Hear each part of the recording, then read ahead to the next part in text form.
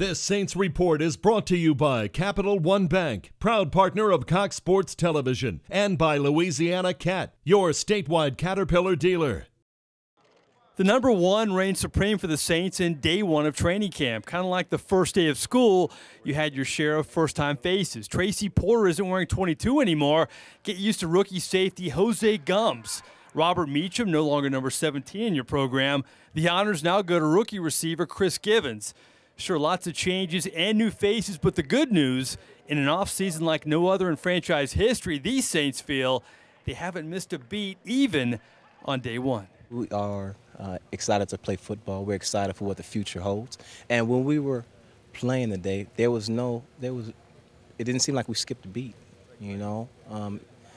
Once you get inside the lines and the ball snaps, you don't worry about all the outside influences. A lot of the things we do, we just, you know, we know it so well because we've done it for so long, and it's just second nature. It's muscle memory, and so you know, I feel like even stepping on the field today, it's been 6 months since I threw these guys, you know, in live reps, and yet I don't feel like it's been that long. Brees back at it for the first time with his teammates since the playoff game in San Francisco. His timing was fantastic in day one. The highlight, how about this bomb to Lance Moore, who played a little corner before transforming back into wide receiver, making this fantastic grab over Malcolm Jenkins. The ball, when I first saw it in the air, looked like it was a little bit underthrown. And I just knew that if I could pop the ball out of Malcolm's hand, that I would have a chance. And luckily for us, I made the play. I thought I had me a good interception, and Lance played some good defense. And I think we both caught it about 4 times before it hit the ground. I think he ended up with it, so that's how it goes sometimes. I told those guys, I said, hey, we're going to throw some balls down the field that maybe we shouldn't today, but let's just go make some plays. And obviously Lance made that play. That was a phenomenal catch. So day one saw lots of offense. Sure, you had your rookie debuts and the first day for several veteran free agents as well. Was it good to just kind of get this first one out of the way? Yeah, you know, it's great to get out here, kind of get back in the groove of things, put some half pads on, and fly around. So I think it's going to be a great season.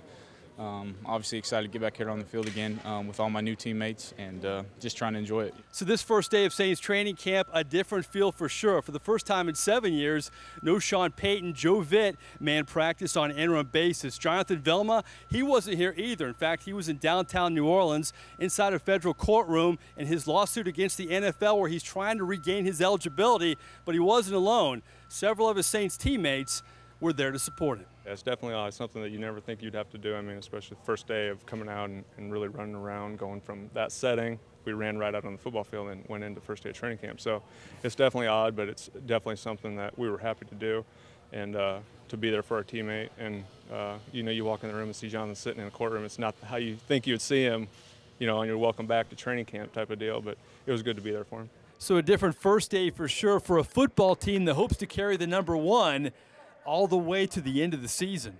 Mike Neighbors with your Saints training camp report.